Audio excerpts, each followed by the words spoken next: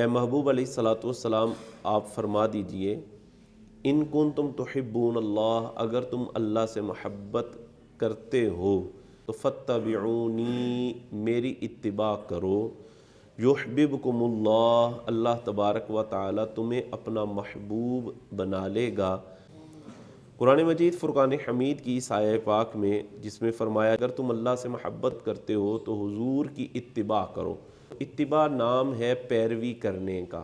پیروی کرنے کا ایک مطلب یہ بھی ہوتا ہے کہ کسی کی نقل کرنا، کسی کے پیچھے چلنا، جیسے کسی نے کوئی عمل کیا ہے ویسے ہی اسی کے عمل کی طرح عمل کرنا۔ مطلب یہ کہ جیسے حضور علیہ الصلوۃ والسلام نے نماز پڑھی ایسے تم بھی نماز پڑھو، جیسے نبی کریم علیہ الصلوۃ والسلام نے حج کیا ایسے ہی تم بھی حج کرو۔ اگر تم نبی کریم صلی اللہ علیہ وآلہ وسلم کی اس طرح پیروی کرو گے تو فرمایا تمہیں انعام یہ ملے گا کہ یحببکم اللہ، اللہ تم سے محبت فرمائے گا، وَيَغْفِرْ لَكُمْ ذُنُوبَكُمْ، اور اللہ تمہارے گناہوں کو معاف فرما دے گا۔ اب یہ دیکھیں یہاں پر اتباع فرمانے کا ارشاد فرمایا گیا کہ تم رسول اللہ صلی اللہ علیہ وآلہ وسلم کی اتباع کرو۔ دیکھیں یہ اتباع کا جو حکم ہے وہ صرف اور صرف صحابہ کے لیے نہیں ہے، بلکہ یہ اتباع اور پیروی کرنے کا جو حکم دیا گیا ہے یہ پوری امت کے لیے حکم ہے کہ پوری امت حضور کی اتباع کرے۔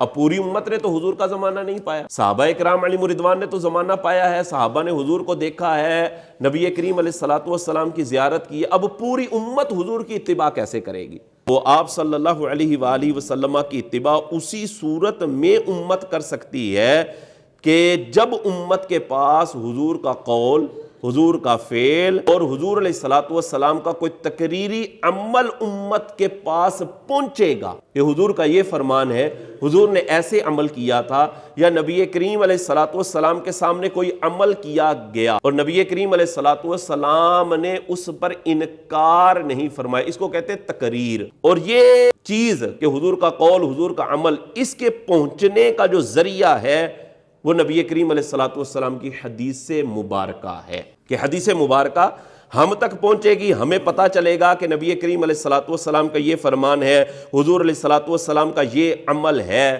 یا حضور کے سامنے کوئی عمل کیا گیا تو نبی کریم علیہ الصلوۃ والسلام نے اس پر انکار نہیں فرمایا ہے۔ تو ہم تک یہ حضور کی حدیث پہنچے گی تو ہم حضور علیہ الصلوۃ والسلام کی اتباع کر سکیں گے، حضور علیہ الصلوۃ والسلام کی پیروی کر سکیں گے، ورنہ تو اتباع کرنا ممکن ہی نہیں ہے۔ اگر حدیث ہم تک نہ پہنچے تو ہم کیسے اتباع کریں گے؟ کیونکہ ہم نے تو حضور علیہ الصلوۃ والسلام کا زمانہ نہیں پایا ہے۔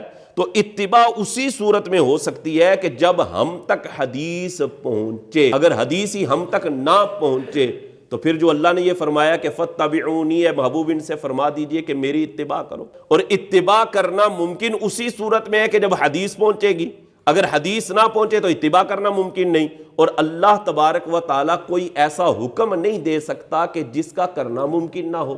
اللہ نے جو حکم دیا ہے کہ میرے محبوب کی اتباع کرو، میرے محبوب کی پیروی کرو، تو یہ پیروی کرنا حدیث مبارکہ کے ہی ذریعے ہو سکتا ہے۔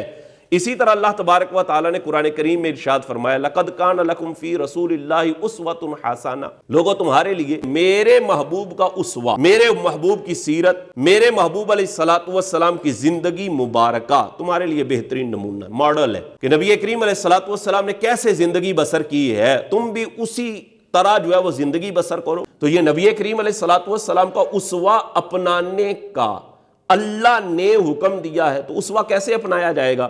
اسوہ اسی طرح اپنایا جائے گا کہ جب ہم تک حدیث پہنچے گی۔ یہ حدیث کی اہمیت میں آپ کے سامنے بیان کر رہا ہوں کہ حدیث پاک کی اہمیت ہے کیا۔ اب یہ قرآن مجید فرقان حمید میں اسوہ اپنانے کا حکم دیا گیا کہ نبی کریم علیہ الصلوۃ والسلام کی سیرت کو اپناؤ، نبی کی سنت کو اپناؤ، نبی کے طریقے کو اپناؤ۔ تو نبی کا طریقہ کیسے اپنایا جائے گا؟ نبی کریم علیہ الصلوۃ والسلام کا طریقہ اسی صورت میں اپنایا جا سکتا ہے کہ جب ہمارے پاس رسول اللہ صلی اللہ علیہ وآلہ وسلم کی حدیث پہنچے گی۔